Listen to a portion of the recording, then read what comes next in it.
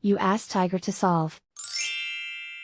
This deals with linear equations with one unknown. The final result is x equals -4. Let's solve it step by step. Simplify the expression. Expand the parentheses.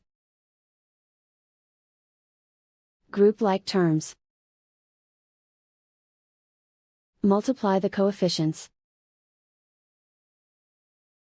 Simplify the arithmetic. Group like terms. Combine like terms. Group all constants on the right side of the equation. Subtract 17 from both sides.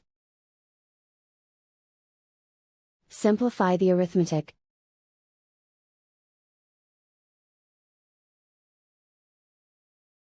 Isolate the x. Divide both sides by 4. Simplify the fraction. Find the greatest common factor of the numerator and denominator.